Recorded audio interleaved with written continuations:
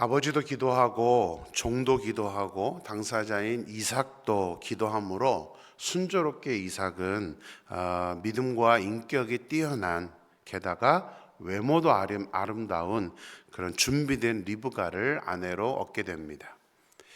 자, 예수님의 계보를 이어야 하는 사람이었기 때문에 믿음의 여인과 결혼을 해야 했고, 그로 인해서 이삭은 40세가 되어서야 이제 결혼을 하게 됩니다. 자, 모든 것이 순조롭고 모든 것이 은혜롭게 진행되는 그 이삭의 결혼이었기 때문에, 거기다가 이제 믿음의 여인과 결혼을 했기 때문에 당연히 우리의 상상, 우리의 어떤 기대는 뭐죠? 당연히 순조롭게 아이를 낳고 하나님이 그 아버지 아브라함에게 약속하셨던 것처럼 큰 민족을 이루어 나가는 것이 당연히 우리가 기대하는 그런 모습이었을 것입니다. 하지만 이삭과 리브가 사이에는 자녀가 생기지 않았습니다. 그러니까 임신을 지금 리브가가 하지를 못하게 되는 상황이 이제 일어나게 됩니다. 이삭이 아무리 기도로 리브가라는 좋은 아내를 얻었지만 다른 성경의 인물처럼 훈련의 기간을 통과해야만 됐던 것이라 생각이 됩니다. 자, 특별히 아브라함의 뒤를 이어 이제 약속의 자녀를 낳아 예수님까지 계보를 잇는 그 장자의 계보가 되어서 하나님께 사용되어야 하기 때문에 하나님은 이삭이 어떻게 그 문제, 자녀를 낳지 못하는 문제를 통과할 수 있을 것인지 아브라함과 똑같이 테스트를 하셨던 것입니다. 자, 그렇다면 이삭이 어떻게 이 테스트를, 자녀를 낳지 못하는 이 어려움, 이 환난의 시간들을 통과를 했을까요? 성경은 너무 간단하게만 소개를 하고 있습니다. 21절 같이 한번 볼까요? 같이 읽겠습니다. 이삭이 그의 아내가 임신하지 못함으로 그를 위하여 여호와께 간구하매 여호와께서 그의 간구를 들으셨으므로 그의 아내 리브가가 임신하였더니. 자, 이삭은 아내인 리브가가 임신을 하지 못하자 아내를 위하여 무엇했다고요? 여호와께 간구했다. 이제 기도라는 단어보다는 좀 더 의미를 담아서 한글 성경은 간구라는 단어로 번역을 했습니다. 영어 성경도 NIV는 그냥 기도하다, prayed라고 번역을 했지만 킹 제임스 버전은 Isaac entreated the Lord라고 굉장히 이것은 이제 집중해서 하나님께 간절히 기도했다는 단어로 번역을 했습니다. 히브리어 성경 역시 그냥 일반 기도라는 단어를 쓰지 않고요, 아주 집중해서 기도하는 것이라고 단어를 썼는데, 좀 더 강조하는 것은 뭐냐면요, 저 간구하다라는 단어를 히브리어 성경은 제일 첫 번째다가 배치를 해놨습니다. 그러니까 말이 사실은 안 됩니다. 간구하매, 그런 다음에 이삭은 이렇게 나갑니다. 원래대로 하면 이삭이 응답되지 못하니까 하나님께 기도했다 이렇게 나와야 되는데, 히브리어는 그냥 먼저 기도했다 이 단어를 먼저 맨 앞에다 놓으면서 얼마만큼 이삭이 지금 간절한 마음으로 자녀를 위해서 기도했는지를 강조하고 있는 것입니다. 아브라함과는 좀 다르죠. 아브라함은 자녀를 낳지 못하는 모습을 기다리지 못하고, 사라도 기다리지 못하고 그냥 여종 하갈에게서 이스마엘을, 인간적인 방법으로 이스마엘을 낳게 됐는데, 이삭은 아버지하고는 다르게 그냥 기도에만 전념을 하고 있었던 것입니다. 이삭이 언제부터 얼마 동안 기도했는지는 성경에 자세하게 나오지는 않습니다. 그리고 좀 전에 읽은 21절을 보면 그냥 이삭이 간구함에 하나님께서 기도를 응답하셨더라, 그러니까 그냥 바로 기도하자마자 응답한 것처럼 성경은 그렇게 나옵니다. 근데 이것도 보면 그렇지 않습니다. 기간이 꽤 깁니다. 임신을 하지 못한다는 소식을 들은 것은 이제 당연히 결혼한 후에 1, 2년, 2, 3년 좀 이렇게 지나면서 시간이 흐르면서 임신을 못하게 되니까, 고대에는 사실은 거의 결혼하면 바로 임신을 했기 때문에 그렇게 긴 시간이 흐르지 않아서부터 아마 이삭은 기도를 했을 것입니다. 자, 21절에서 이삭의 간구함에 여호와께서 그의 간구를 들으셔서 리브가가 임신을 했다고 기록을 하고 있지만 이 중간 기간이 얼마가 되는지를 우리는 또 성경을 통해서 추측을 할 수가 있습니다. 자, 26절 같이 읽어보겠습니다. 같이 읽을까요? 후에 나오는 손으로 에서의 발꿈치를 잡았으므로 그 이름을 야곱이라 하였으며 리브가가 그들을 낳을 때에 이삭이 60세였더라. 몇 살 때 결혼했죠? 40세. 그럼 몇 년 만에 낳은 거예요? 20년. 그러니까 몇 년부터 기도한지는 모르지만 적어도 최소 20년 가까이는 기도를 했다는 것을 알게 됩니다. 아브라함은 하나님께서 자녀의 축복을 주신다고 약속을 했을 때가 75세였습니다. 근데 11년이 지난 86세 때에 인간적인 방법으로 11년 동안 기다리지 못하고 하갈을 통해서 이스마엘을 낳았습니다. 근데 지금 에서는 20여 년간 인간적인 방법은 전혀 고려도 하지 않고 오직 무엇만 한 거예요? 기도만 한 겁니다. 기도만. 성경에 다른 표현이 없는 것을 보면 이삭은 아무런 다른 생각이나 어떻게 해야 될 것인가 이런 고민조차 하지 아니하고 오로지 간구하다라는 단어를 썼고 또 히브리어의 맨 앞에 그 간구하다는 단어를 놓은 거 보면 이삭은 전심전력으로 그 자녀를 위해서 기도만 했다는 것을 성경은 우리에게 말씀하고 있다는 사실입니다. 하나님은 이 이삭에 대한 시험을 한 번에 통과를 시켰습니다. 한 번이라는 것은 이제 이 사건 이후로 이삭은 크게 다른 어떤 문제점이 없습니다. 물론 한 번 이제 자기 아내를 누이라 속이는 장면은 나오긴 하지만 이삭은 거의 대부분의 우리 신학자들의 이삭은 정말 평온함 그 자체, 다툼도 없고 그냥 양보하고, 그러니까 이삭은 다른 어떤 성경의 인물들과는 다르게 굉장히 시험을 잘 통과해서 별 문제 없이 그냥 정말 잘 이렇게 믿음을 쌓아갔던 사람이라고 평가를 하고 있습니다. 그래서 저희 아들이 좀 그런 성격이에요. 싸우지를 않아요. 누구랑도 싸우지 않아서 야, 너는 이삭의 축복을 받은 것 같다라고 농담을 할 정도인데 저희 딸은 또 그렇진 않거든요. 그러니까 이게 아이들마다 좀 다른데, 그러니까 이삭은 다른 아들과는 다르게, 다른 믿음의 조상들과는 다르게 굉장히 시험을 잘 통과하고 아주 평온하게 인생을 살았던 것이 바로 이 이삭의 모습입니다. 그러니까 이게 시험에 잘 통과하면 이삭과 같아요. 이삭의 아들 야곱만 봐도 정말 파란만장한 삶을 살잖아요. 근데 이삭은 딱 믿음으로 그 시험을 통과하고 나오니까 별 어려움이 없었던 것을 보게 됩니다. 하나님은 온전히 이제 기도만 했던 그 이삭의 기도에 응답을 해주셔서 우리가 알고 있는 것처럼 쌍둥이 에서와 야곱을 선물로 주셨습니다.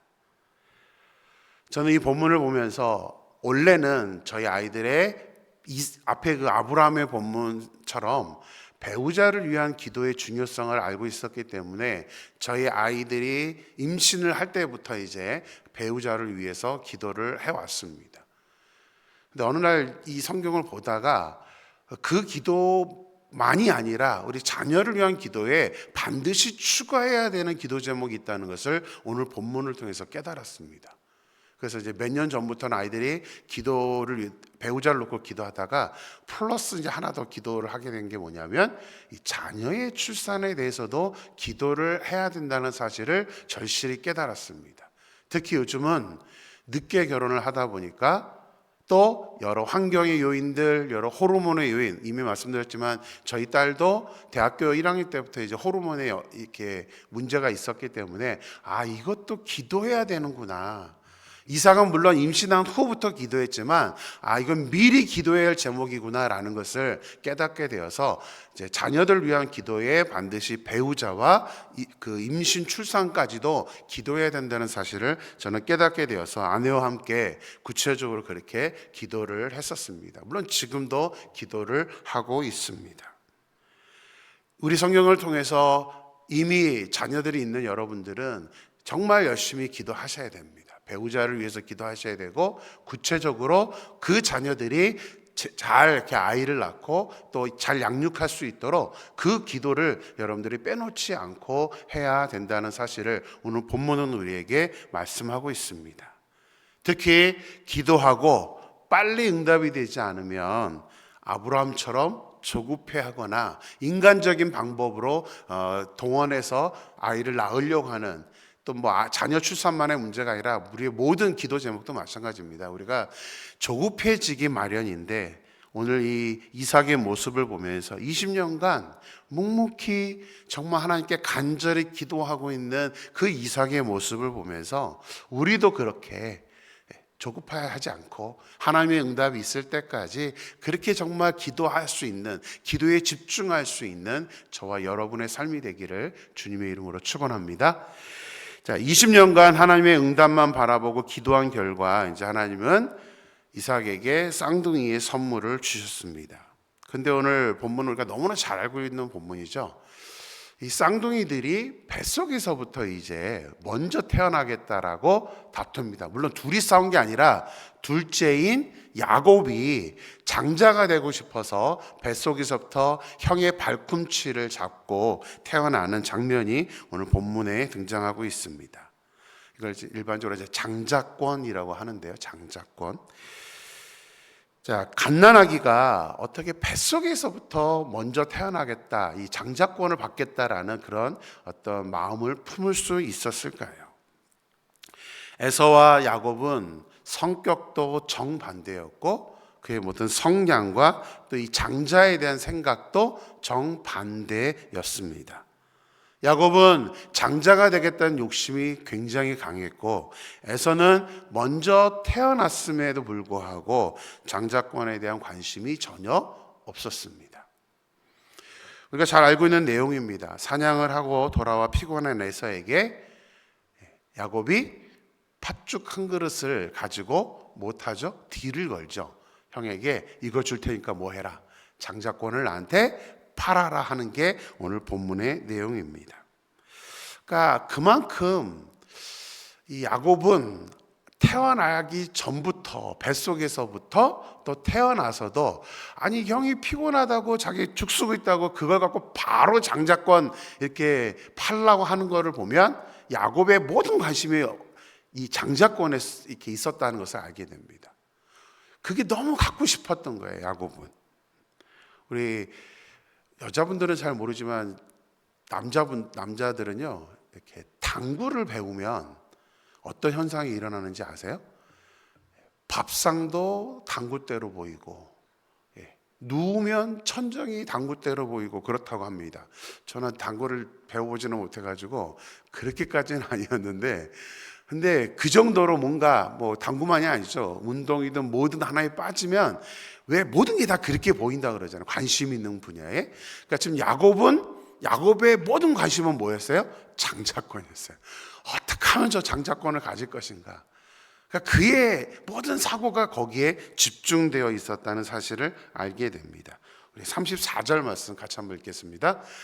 야곱이 떡과 팥죽을 에서에게 주매 에서가 먹으며 마시고 일어나 갔으니 에서가 장자의 명분을 가볍게 여김이었더라. 에서는 첫째로 태어났음에도 불구하고 야곱과 다르게 장자의 명분을 가볍게 여겼습니다.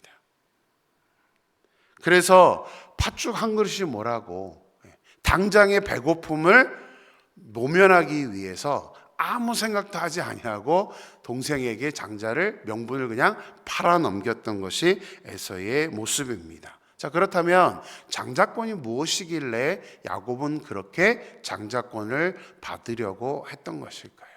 장자권. 일단 이스라엘의 장자는 크게 두 가지 의미가 있습니다. 일반 가정은 한 가지 이유밖에 없는데요. 그것은 뭐죠? 우리 지금 2세대에도 똑같죠. 그러니까 부모가 죽게 되면 자녀에게 유산을 남겨줍니다. 요즘은 이제 법적으로는 균형 있게 좀 나누라고 하는 편인데, 과거에는 누가 다 가져갔죠? 첫째 아들이 다 가져갔습니다. 첫째 아들이 모든 재산을 다 물려받았습니다. 이스라엘도 동일했습니다. 일단은 이 장자권이라는 첫 번째 모습은 유산에 대한 부분입니다. 근데 야곱은 이 물질, 유산을 물려받고 싶어서 장자권을 욕심냈던 것이 아닙니다. 야곱의 욕심은 물질에 대한 욕심 때문이 아니었습니다. 야곱의 욕심은 두 번째인데, 이 두 번째는 일반인 가정에 없습니다. 그러나 이 이삭의 가정에게는 있습니다. 뭐냐면 예수님의 조상이 되는, 그래서 하나님의 믿음의 계보인 아브라함을 이어서 이삭이 장자가 되었죠. 그 다음에 이삭을 이어서 누가 장자가 될 것인가에 대한 부분이었습니다. 그래서 야곱은 자신이 예수님의 조상이 되는 그 영적인 가치를 더 중요하게 여겼던 것입니다. 물론 야곱이 자기가 예수님의 조상이 될 것을 알았다라고 생각할 수는 없습니다. 그러나 아버지를 통해서 여러 큰 민족을 이루게 하시겠다는 그 하나님의 약속을 알고 있었기 때문에 야곱은 그 욕심으로 지금 이 장자권을 얻으려 했다는 사실입니다. 우리 자신을 위해서 더 많은 것을 누리려고 가지려고 하는 것을 우리는 욕심이라고 정의를 합니다. 이것은 물질에 대한 욕심을 의미합니다. 그러나 영적으로 더 많은 것을 누리려고 하는 것은 욕심이라고 표현하지 않습니다. 이것을 뭐라고 표현하죠? 패션이라고 표현합니다. 영적인 열망, 영적인 갈망이라고 표현을 합니다. 성경은 우리가 세상적인 것에 관심을 갖는 것에 대해서는 그렇게 좋아하지 않습니다. 하나님은 우리에게 복을 약속하시긴 하셨지만 그것을 얻으려고 노력하는 것은 욕심이다라고, 욕심이 잉태하면 죄를 낳고 죄가 장성하면 사망을 낳는다라고 분명하게 우리에게 말씀하십니다. 그러나 반대로요, 영적인 욕심에 대해서는 하나님은 오히려 우리가 그 영적인 갈망이 없는 것에 대해서 책망을 하십니다. 우리가 잘 알고 있는 표현입니다. 천국은 어떤 자의 것이라고요? 침노하는 자의 것이라고. 예수님이 우리에게 명확하게 말씀해 주셨어요. 영적인 욕심, 천국에 대한 소망, 영적으로 상을 받으려 하는 그 부르심의 상에 대해서는 우리는 반드시 침노하는 그 마음을 가져야 된다라고 말씀을 하고 있습니다. 우리는 근데 반대로 살죠. 물질에 대한 욕심은 굉장히 많이 있지만 내가 영적으로 하나님께 많은 상을 받아야 된다라는 그 갈망이 없는 경우가 많습니다. 그냥 이 한 세상 우리가 그냥 우리에게 주어진 대로 살아가려고 노력을 하게 됩니다. 그래서 하나님은 무엇이라고 말씀하시죠? 우리의 상을 어디다 쌓아두라? 이 땅이 아니라 하늘의 천국 보좌에 쌓아놓으라고 말씀을 하고 있는 것입니다. 우리가 세상적인 욕심은 내려놓아야 하지만 영적인 열망은 가득해야 한다는 사실입니다. 이것이 야곱이 우리에게 주는 교훈입니다. 그래서 하나님은 에서는 장자의 명분을 가볍게 여겼다. 그 에서는 하나님의 눈에서 멀어지는 사람이 되어버리고 맙니다. 그러나 야곱은 그렇지 않았습니다. 그 아기 때부터 야곱은 장자가 되고자 하는 마음, 자기가 믿음의 계보를 잇고자 하는 그 마음이, 그 열망이 너무나 충만했던 사람입니다. 바울도 우리에게 자신이 왜 그렇게 헌신하면서 결혼도 하지 아니하고 선교사로 평생을 돌아다니면서, 바울의 편을 보면 매도 많이 맞고 그 복음 전달 때문에 그 전도의 사역을 감당하기 위해서 정말 죽을 고비를 넘겨가면서 왜 그렇게 자기의 인생을 하나님께 희생하면서 헌신하면서 살았는지를 아주 짧은 한 구절로 우리에게 말씀해 주고 있습니다. 빌립보서 3장 14절입니다. 같이 읽겠습니다. 표대를 향하여 그리스도 예수 안에서 하나님이 위에서 부르신 부름의 상을 위하여 달려가노라. 바울은 오로지 이 목적을 가지고, 물론 이것을 너무 욕심 아닌가요? 이렇게 말하지만 말씀드렸습니다. 물질을 위해서, 자기를 위해서 무언가를 누리려고 한다면 그건 욕심입니다. 어떤 분은 바울이 상을 위해서 저렇게 열심히 했다는 것은 너무 인간적인 거 아닌가요? 라고 말할 수도 있습니다. 그러나 바울은 단순히 저 상 내가 얼마나 더 많이 받느냐를 그 관심 때문에 한 게 아니에요. 바울이 말하는 우리 제자훈련에서 상에 대해서 얘기하지만 구체적으로 상이 뭔지 영적인 거기 때문에 잘 알지는 못합니다. 바울도 그냥 면류관이라고 소개만 했을 뿐이지 무슨 상급인지 바울도 정확하게 인식은 하지 못했습니다. 하지만 분명한 것은 상이 있다는 사실을 바울이 알고 있었기 때문에 바울은 영적으로 자신의 삶을 희생함으로 말미암아 하나님께서 주시는 그 상급을 위해서 불철주야 그냥 자신의 모든 것을 불태워가면서 그렇게 인생을 살다 갔던 것입니다. 그리고 저 말씀을 하나님께서 기록하게 하신 것은 바로 우리에게도 도전하시는 것이죠. 어떻게 이 세상 하나뿐인 우리의 인생을 어떻게 살기를 원하느냐. 그래서 우리에게 도전하고 있습니다. 부름의 상을 위하여 달려가노라. 하나님은 우리에게도 그러한 삶을 원하신다는 사실입니다. 얼마 전에 우리 찬양도 했지만 이 말씀을 묵상하면서 계속해서 제 마음속에 이 찬양이 또 떠올라서 말씀 준비하면서 혼자 저도 이 찬양을 부르면서 하나님 저도 이러한 마음을 주세요라고 그렇게 기도하면서 이 말씀을 준비했습니다. 예수 사랑합니다. 사랑합니다. 온 마음 다하여. 우리 한번 같이 이 찬양 오늘 새벽에 부르면서 말씀을 마치셨으면 좋겠습니다. 우리 같이 찬양할까요? 예수 사랑합니다. 사랑합니다. 온 마음 다하여 오직 주님 한 분만 간절히 더 원합니다. 예수 사랑합니다. 사랑합니다. 온 마음 다하여 오직 주님 한 분만 간절히 더 원합니다.